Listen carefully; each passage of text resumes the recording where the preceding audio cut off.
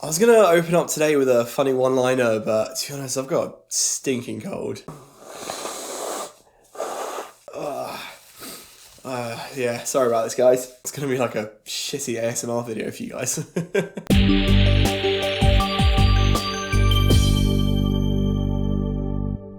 Sonic the Hedgehog 2.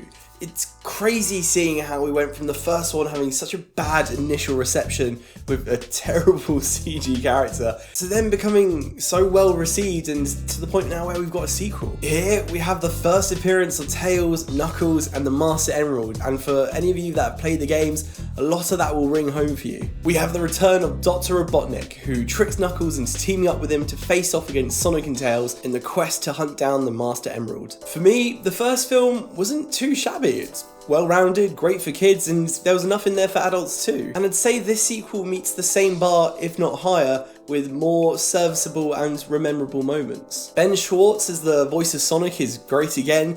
A lot of his jokes are a bit hit and miss, but you're bound to find at least one or two that make you laugh throughout the film. You also have the return of a lot of the human elements from the first movie, albeit probably a little bit less, which is a good thing. The human elements were fine, but I think this movie strides best when it's focusing on Sonic himself, and in this case, Sonic with Tails and Knuckles. Although, saying that, I do like James Marsden. I thought he was okay in the first film.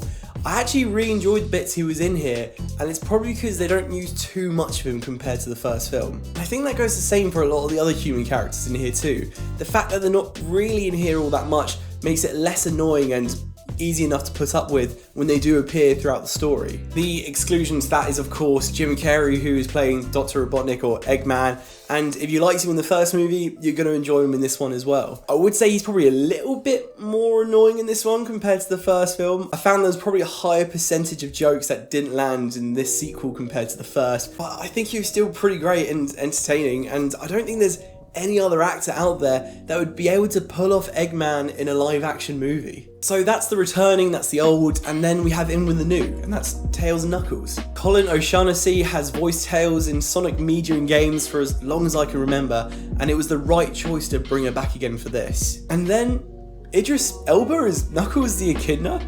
It's not something I knew that I wanted, to be honest. It worked. I think he was a good choice for the role. He gets more convincing further down the story. At first, it really did feel like Idris Elba doing a voiceover to Knuckles, but after a while and getting into the story a bit more, it was a voice that matched the character and I was loving him in it. They've kept their personality from the games as well, so it's great watching them all bounce off each other, with Sonic in his humour, Tails in his sincerity and intelligence, and Knuckles' compelling ability to take everything literally, similar to Drax in Guardians of the Galaxy. Those of you that are Sonic fans, I think there's a lot in here that's going to provide a good amount of fan service for you, and it serves the story well. It's great having a lot of these details, characters and story points calling back to the games. It is a kids movie though, and there's a lot of jokes in here catered for children.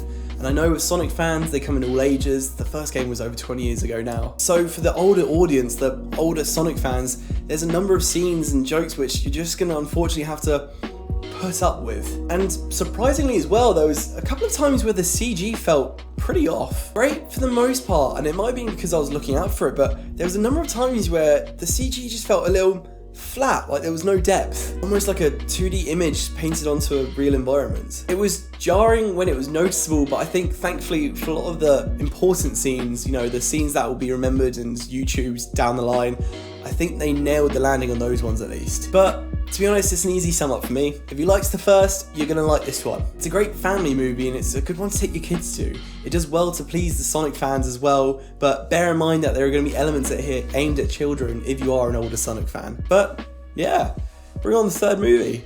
I'll be curious to see if they retain Idris Elba as Knuckles and Jim Carrey as Dr. Robotnik, given the recent news of Jim Carrey retiring after this film.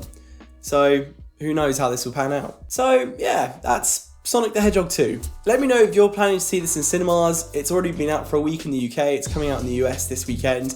If you've already seen it, let me know what your thoughts are in the comments down below. If you liked this video, please feel free to leave a like and subscribe, it always helps out. And as always, stay tuned for more reviews on movies, anime and video games. Until next time guys, take care, bye bye.